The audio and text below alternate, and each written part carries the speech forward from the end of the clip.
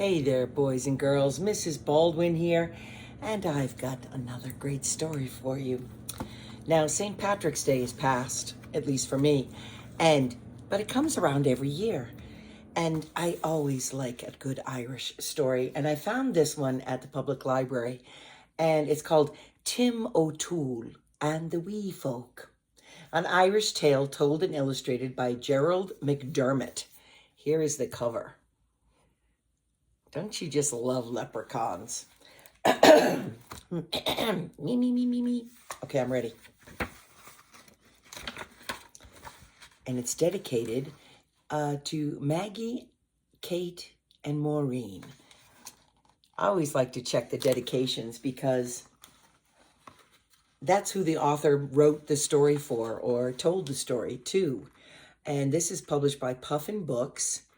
And this particular version, I don't know if you guys know about the copyright page, but this was printed, it was printed in New York and England and Australia and Canada and Auckland, New Zealand. Whoa!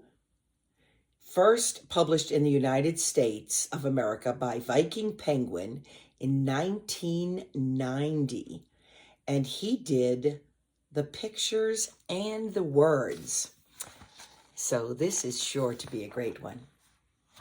In a little cottage on a little hill, at the end of a little lane, in Donegal lived Tim O'Toole and his wife, Kathleen. Now Tim and Kate were so poor they had not a penny or a potato between them. Their children had porridge for supper. Even the mice were thin from want of food, and the cat wouldn't bother even chasing the creatures. Their neighbors, who were poor enough themselves, avoided Tim, for they thought he would bring them bad luck. Things went from bad to worse one day, until one day there was not a crumb or drop left in the house. Tim O'Toole, said Kate, I can stand no more of being poor and you sitting around bemoaning your fate. You must go out to find work like a decent man and take us out of this poverty. Kathleen kept after him, and the next morning Tim set out to see if he could earn some wages. Well, Tim O'Toole travelled the length of the country, knocking at every door, at every farm, trying to eke out a few coppers for a day's work, but there was no work to be had. Finally, when Tim was tired and hungry, could walk no further, he stopped and lay down to rest in the cool green clover at the side of the road.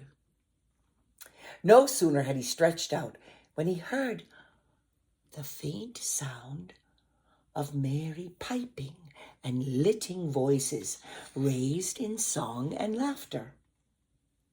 The strange music was coming from a little hollow on the side of a hill.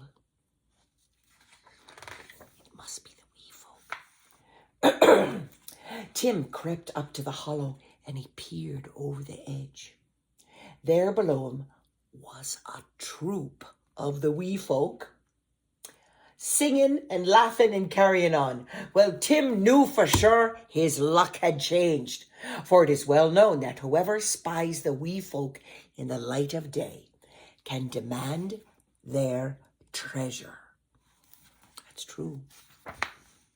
Suddenly, the music stopped.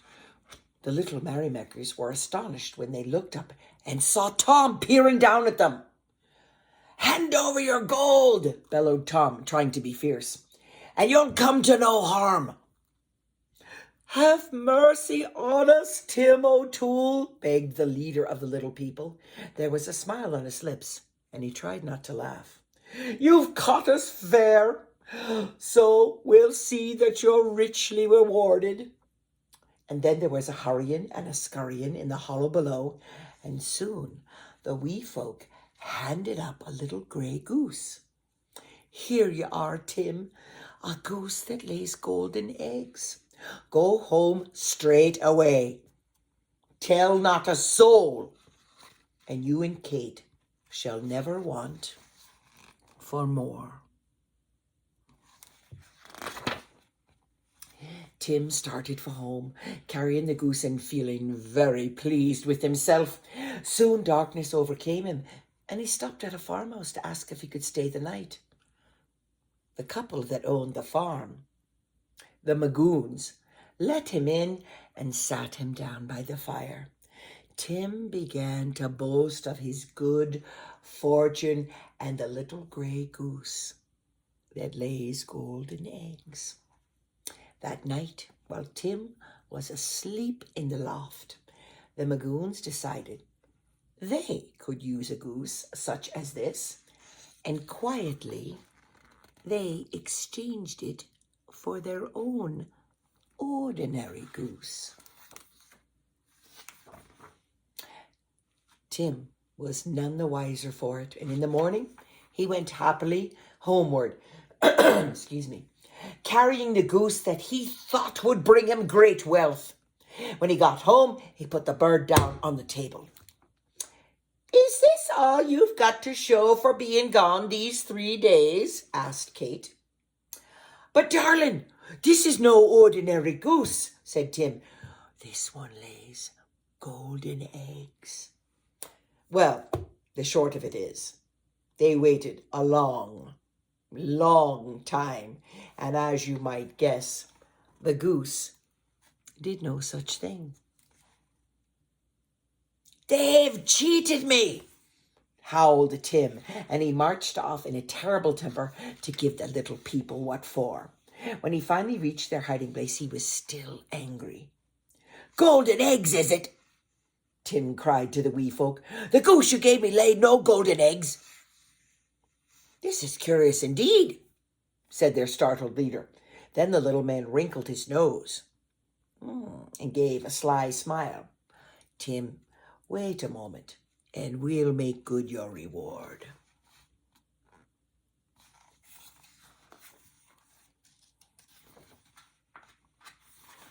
I missed a page. I gotta go back. There was a hurrying and a scurrying in the hollow below. A moment later, the wee folk brought forth a fine linen tablecloth and spread it out in front of Tim. In the wink of an eye, it was covered with bounteous food and drink, the likes of which he had never seen before. "Take this tablecloth straight home, Tim O'Toole, and tell not a soul," cautioned the leader of the little ones. "Then you and your darling Kate will never want for more."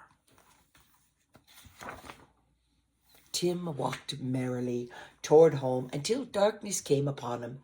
Again, he stayed the night with the Magoons and boasted to them of his newfound fortune.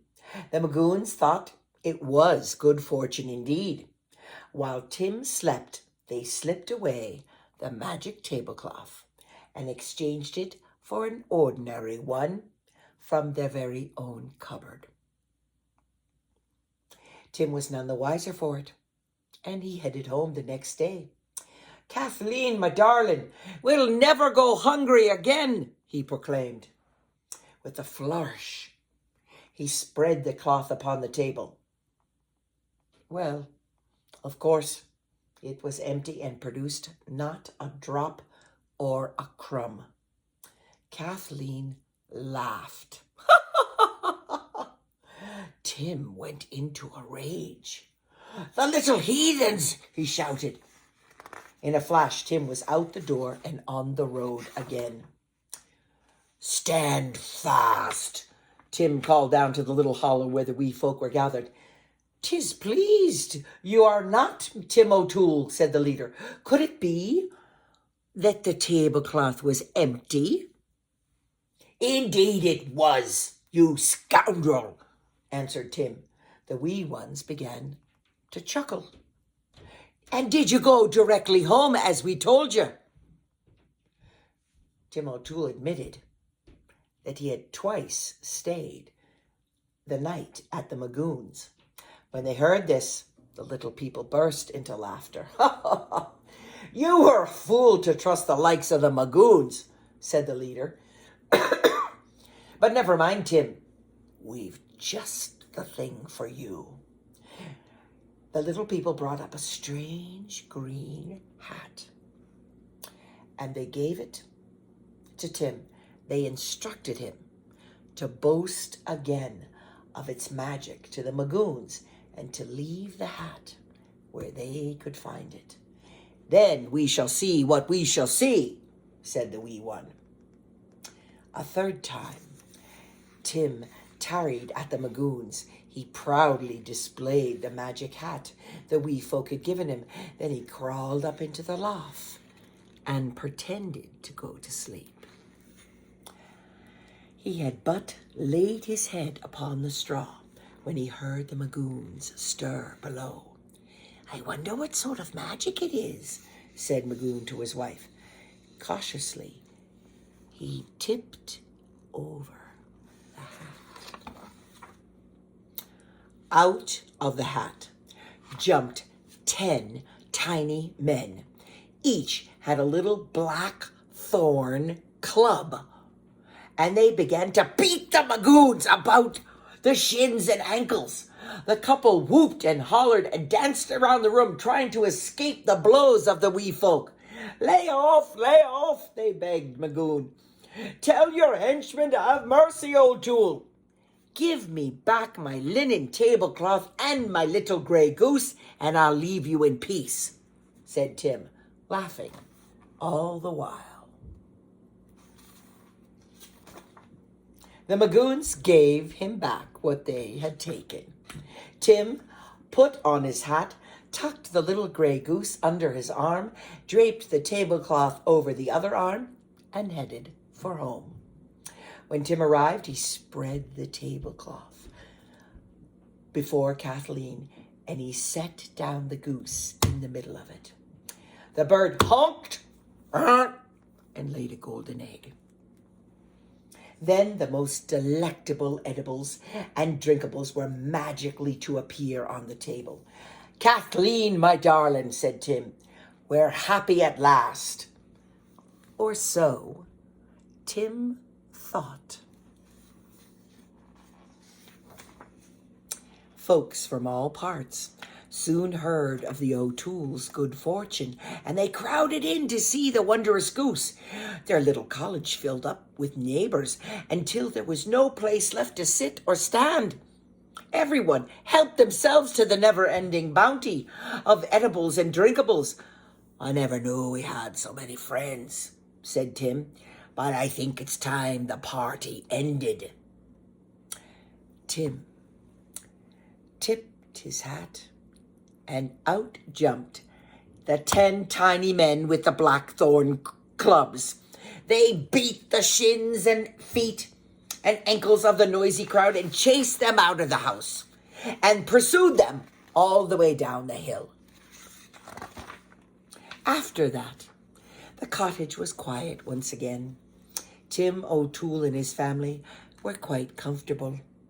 You might say they spent many hours in front of the hearth, sipping hot tea and chatting and thinking kind thoughts of the wee folk.